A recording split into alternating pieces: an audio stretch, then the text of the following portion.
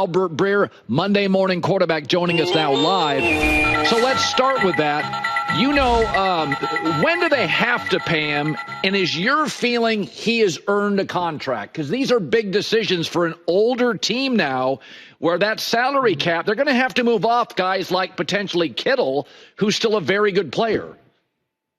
Yeah, and they've certainly mortgaged contracts. We see teams do this when they're in the window to win, where, you know, over the next couple of years, there's probably going to have to be a reset year where they just take their medicine and there's going to be a hole in the roster because they are moving off some of those guys. So, you know, certainly like with your Kittles, with your Deebo Samuels, with your Trent Williams, age, mileage comes into play.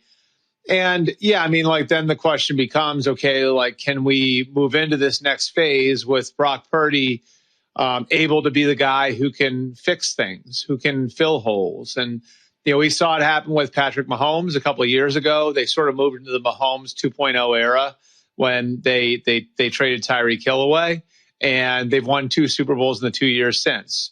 Josh Allen, same thing. We've gone through those names: Colin, Micah Hyde, Jordan Poyer, Tre'Davious White, Stephon Diggs, Mitch Morse. All those guys are gone in one offseason. And Josh Allen now has the Bills at 8-2 and having beaten the Chiefs at home. So, you know, like your big question is going to be going forward, whether or not Brock Purdy can be that guy for you. Now, the Niners, you know, have been preparing to pay him. They still have another year left on his contract after this one, so they could go into the contract year. But we saw how complicated that got in the past with guys like Kirk Cousins and Dak. So, you know, the plan all along has been to pay him during the 2025 offseason. I don't have any indication they've moved off of it, but certainly the implication of that, again, sort of relates to the question of whether or not Brock Purdy can be the guy that Josh Allen has been for the Bills this year and getting them to, I think I had the record that wrong there. I think it's 9-2, not 8-2.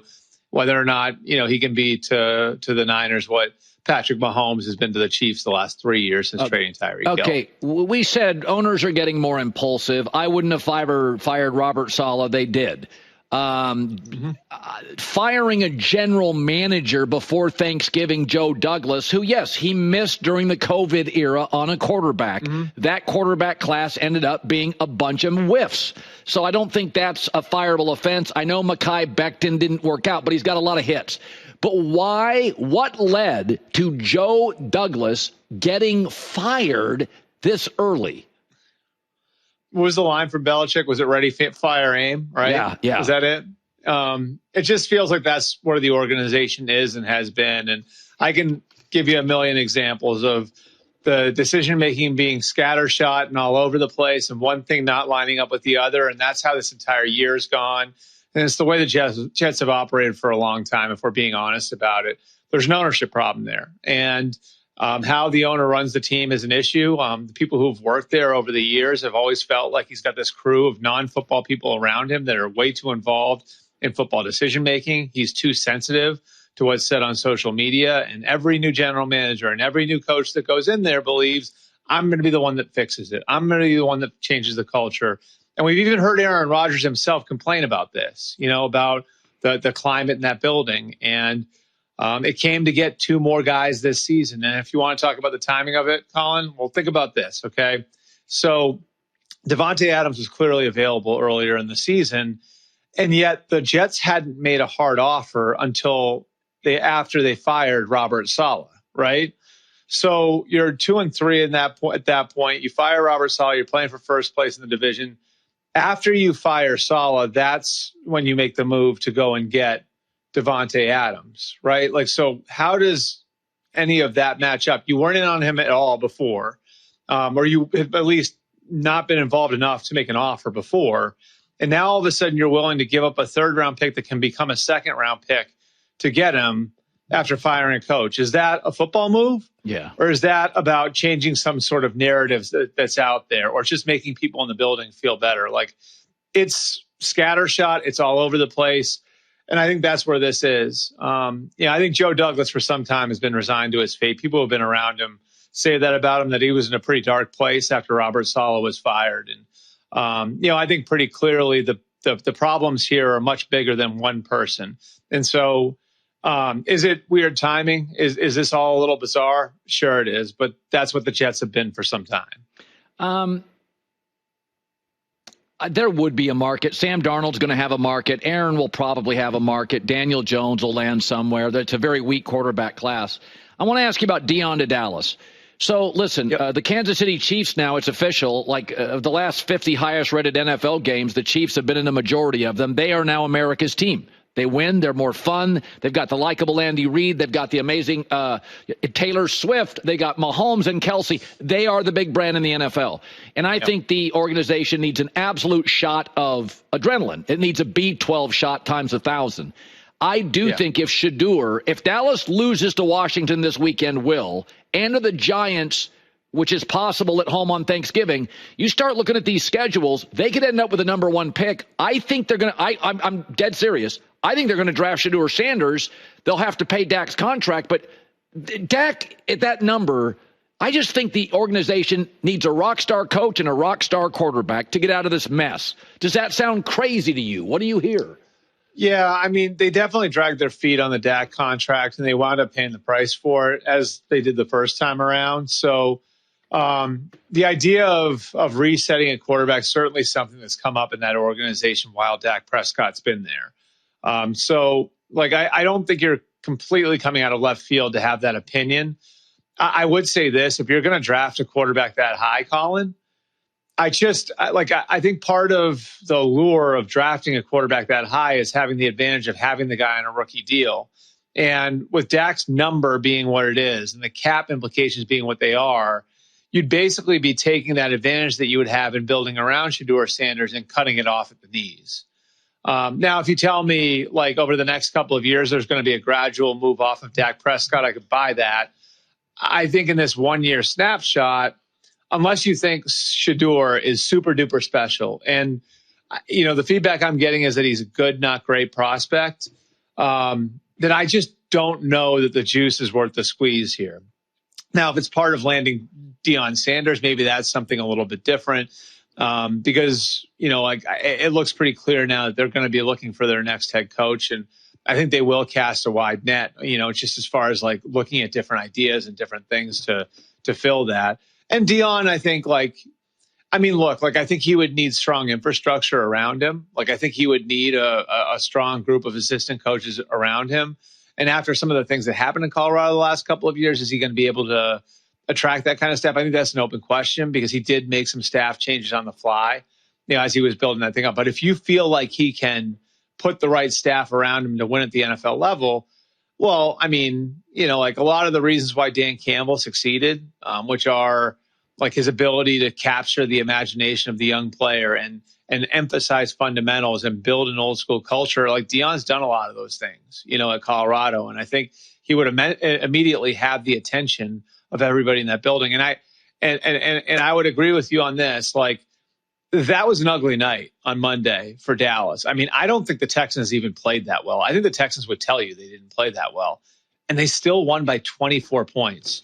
And that was on national TV. And you and I both know Jerry pays attention to that part of it. And, a piece of metal fell from the roof, for Christ's sake, Yeah. So, I certainly think that was the sort of night that probably – gets the wheels in Jerry's head turning on where he's going in 2025. Okay, Caleb Williams, last 4 games, 0-4, no touchdowns, no picks. He's eliminated some of the mistakes. Shane Waldron's exit. Actually, they schemed up some layup passes. The pacing was better. Got rid of the ball quickly. It looked better. Where are they on Caleb Williams? Where do you think they are on this whole experiment year 1? Yeah, I think they are where they were 2 weeks ago, which is, he's not as far along as they would have hoped at this point. And a huge part of that is coming from where he came from, which, using cadence as a weapon, being able to make protection adjustments at the line, being able to make route adjustments at the line, commanding the huddle, all those things. There's a big learning curve for Caleb Williams there. And that's not really his fault because he wasn't really asked to do those things. At USC. And so I think what you saw in some of the effort that was made was let's make things easier on him from the start. And under Shane Waldron, a lot of that stuff wasn't working. it was, well, why don't we roll him out and get the ball out of his hand faster? Well, if you do that, then you're taking his playmaking ability away because you're cutting off half the field. Yeah. Okay, well, if we drop him back, like, can we, create situations where he is going to be unloading the ball faster than that?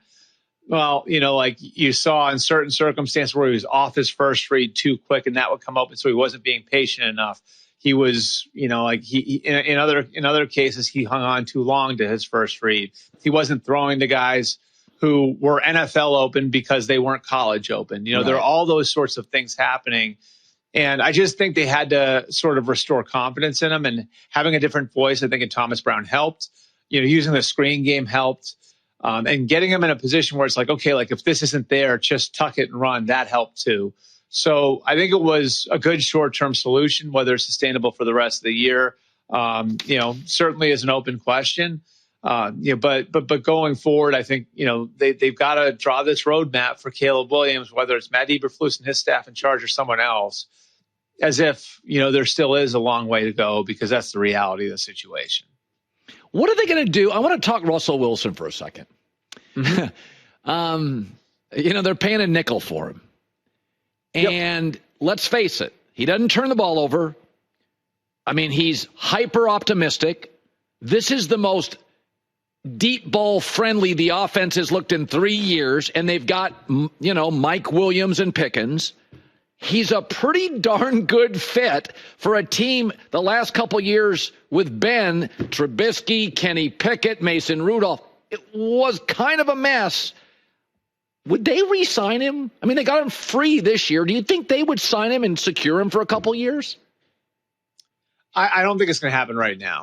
I think it's based on the toll age has taken on him athletically.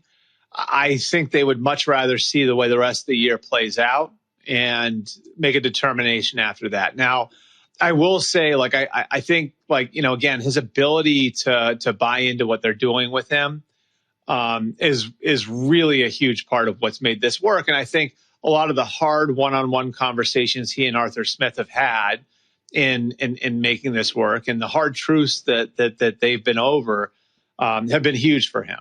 And so I think he understands now what he needs to be to make this work. And it's a lot of the stuff that he did well in Seattle. And so he's not going to, drop back and have the whole field open to him. They're going to roll him out and move him and marry the run game to the passing game and try to get the ball out of his hands quick. Like, all of those things have worked for him. I think if you're talking about re-signing him, then, we're talking about what he's going to look like at 37 years old, what he's going to look like at 38 years old. And I think that the Steelers would probably rather get a full look of what a full season at 36 years old looks with him in there, before they wind up making any sort of move for the future on signing him long-term at quarterback. Yeah, certainly been a good story. All right, Albert Breer, Monday Morning Quarterback. As always, good seeing you, bud. All right, thanks, Colin. Hi, everybody. It's me, Uncle Colin. Subscribe here to get the latest from the herd, including exclusive behind-the-scenes videos and more, wherever you may be, however you may be watching. Thanks again for making us part of your day.